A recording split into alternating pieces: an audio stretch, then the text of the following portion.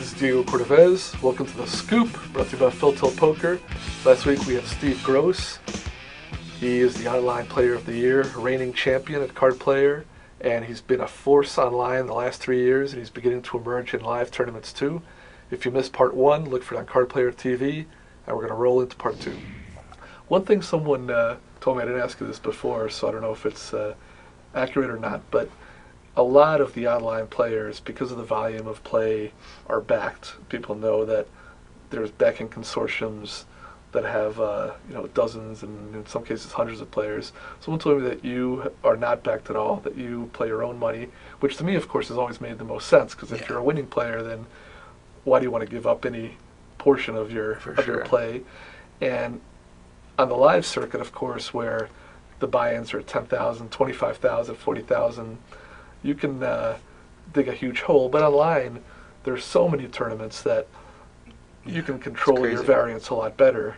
So you, it's true, you're not backed at all. No, you keep all the profits except for the IRS and such. Yeah, and they take a good bit. But Diego, when I came up, it wasn't like it is now, where everybody's backed and all these people are like dying to back you if you're an okay player. Right. Like when I came up, it was like very few people were backed. It was almost like an honor to be backed. Of course, yeah.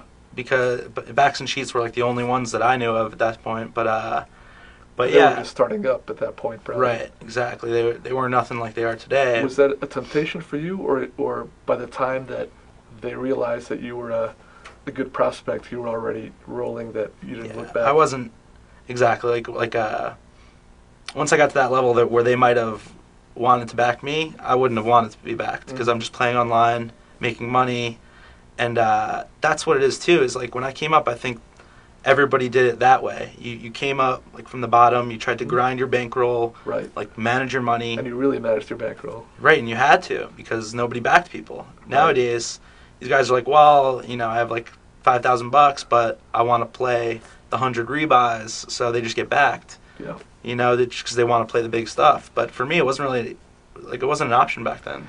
So in other words, you've really maintained bankroll discipline too. Yeah. I guess the temptation, when I've talked to some guys similar to yourself who've been very successful in the tournaments, I've said, well, you win so much in the tournaments, there's really no reason you have to be backed. Once you've won hundreds of thousands and net, millions net over the years, you're very well financed for any tournament online. You can play all the tournaments online. And they say, well, it's because I really want to play the big cash games. So I guess it goes to what we were talking about before. If your ambition is not to jump into the 100, 200 cash games or 50, 100, you don't need that backing. That's kind of the trade-off some guys are making, where they're sacrificing part of their profits just so that they have enough backing. Because no matter how you're doing in tournaments, if you're going to play those 100, 200, 200, 400 no limit or PLO cash games, volatile for sure. Yeah, you'd have your whole bankroll at risk, if you really were stubborn. I think what it is though is just like I'd rather play lower stakes on my own money than higher stakes on somebody else's money. I just I don't need to play. Some people just feel the need to play high, right? Like they need to feel that rush or whatever. Like I would grind my way up. If I didn't have enough to play the 100 rebuys, I would be playing 20 rebuys and grinding a roll so I could play it. That's like the old-fashioned way. And if not, play the 20 rebuys and do what you live off that. Exactly. Yeah, and it's even worse because a lot of these guys, they'll get in these like big holes for their backer. Oh, of course. Where say you're in like. It's real conceivable for these guys to be in like over 100,000 in makeup, 6 figures. Win a huge tournament and still be there. Well, that's what it is. Like, especially if you're online, then a lot of times they're playing like these tournaments that are maybe 20,000 for first when they're in 100,000 makeup. So they're not going to see money for forever. So or they very get little. Right. So that's why these people, a lot of people start doing shady stuff. They start playing behind these guys' backs. They start not playing as well because they just know that they're not going to see the money. Right, So, or looking for a new backer and exactly, all kinds of shady stuff. So and better not even to be mixed up in any of that. Yeah, I'm cool on my own. I was backed briefly for live tournaments, but even that, I think I went like 0 for 10 for those guys. And then the World Series was starting, and I was like, I'm sorry, guys, but I feel more comfortable on my own, so I just Yeah. paid them what I owed them and And you went don't on my way. right, instead of potentially digging yourself even a bigger hole. Yeah. It To just your- it just yeah. felt weird. Like, I'm sorry, but for example, like if you're in a big live tournament, I would just never want to have to think in my head like, I don't want to tell them this is the way I busted out. You know? Yeah, well, there's that aspect too. I want to play the way I want to play. Yeah. I think there's that aspect where they're second guessing, and nobody needs that. And the other is, to your point about people who are already in the hole. I've known guys where, in order to see any money, they have to finish in a certain spot. So Right. if if they don't finish third or higher, all it does is reduce the hole they're in. So that also is changing how you're playing, because now all of a sudden, instead of like making a good play and maybe finishing fourth, Yeah. which would be a big accomplishment, they're just like in a kind of an all or nothing mode For sure. that doesn't do anybody It's not any good. good. Yeah. It's interesting to hear you say that.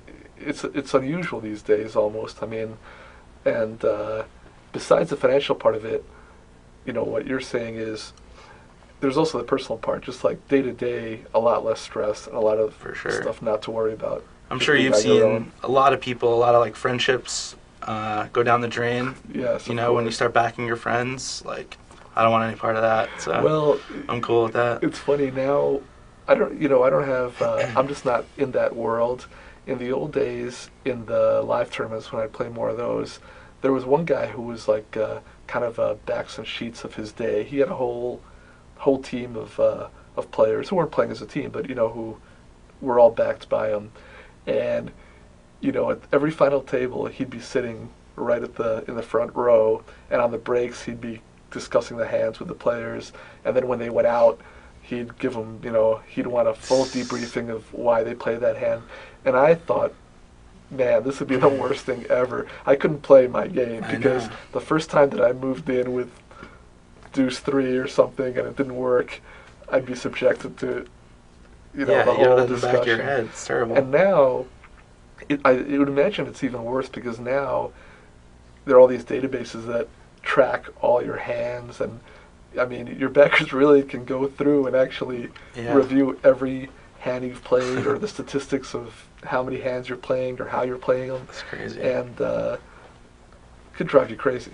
Yeah. It's hard work, too, though. I have a couple friends, like, not many, but I know a few people who are doing really well with the backing. Mm-hmm. Most people, I would say, are doing really poorly. Most people are losing their asses, and but I know a couple people who are doing well, and it's a lot of work. Like, Yeah. It's like a job. Of course, just to track all the accounting and Yeah.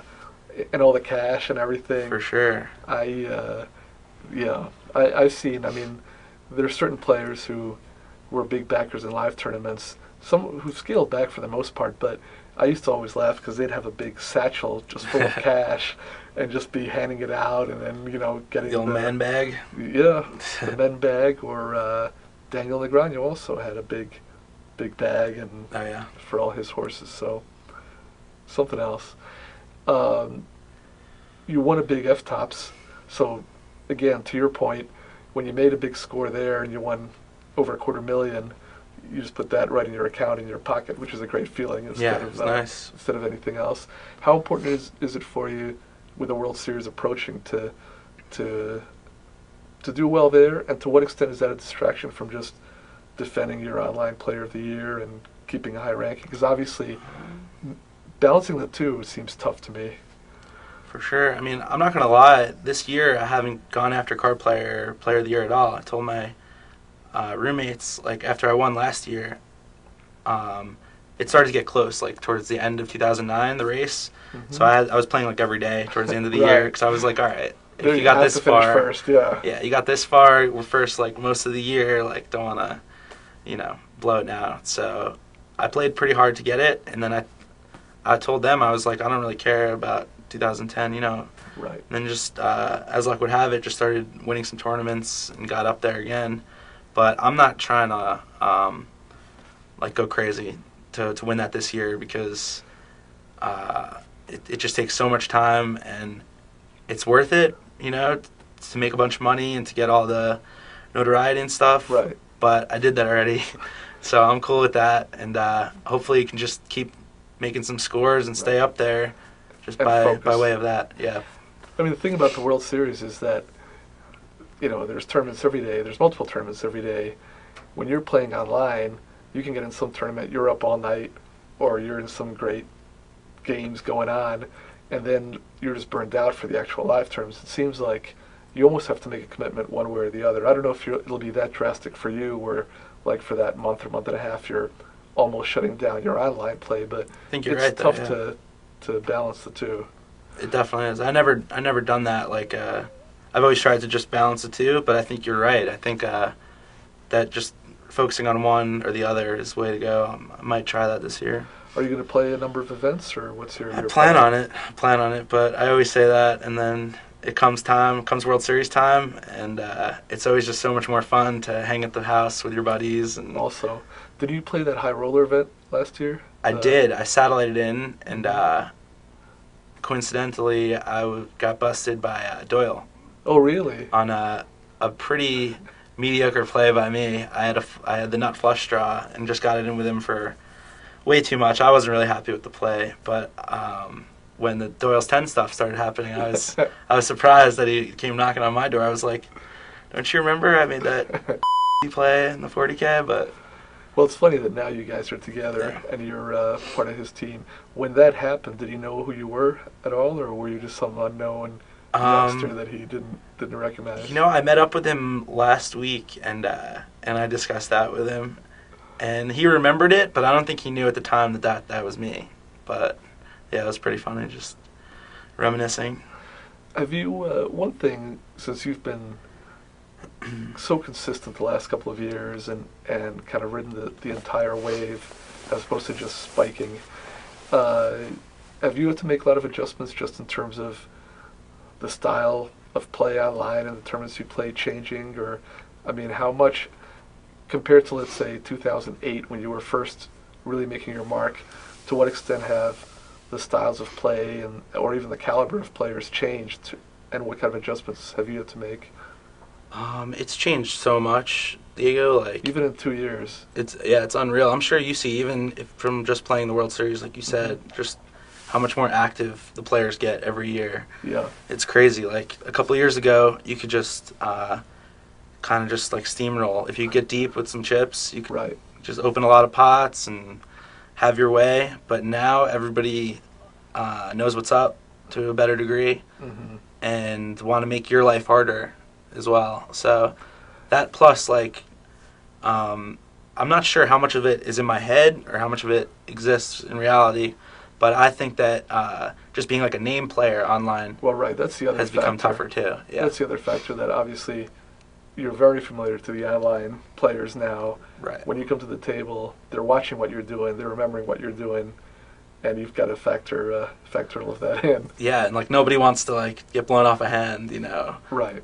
So stuff like that. If anything, I would assume that even whether it's the case or not, people start to think that you're always going to try and run them over, which makes it a lot harder to run them over, and that when you come to the table, they're like, here comes the big shot. Yeah. He's going to be making some fancy moves, and obviously you've had to make some, just like, let's say your mentor Doyle had to adjust after Super System, you've got to make some modifications to what you're doing. For sure. Like, for the most part, I've just had to tighten up a lot because my moves don't work as much, Nobody wants to fold these days. But that turned from, a tough thing for me to a good thing, because now with a little more patience, I'm seeing a lot of people make more mistakes, because they just think I'm something that I'm not, or that I'm playing a way that I'm not.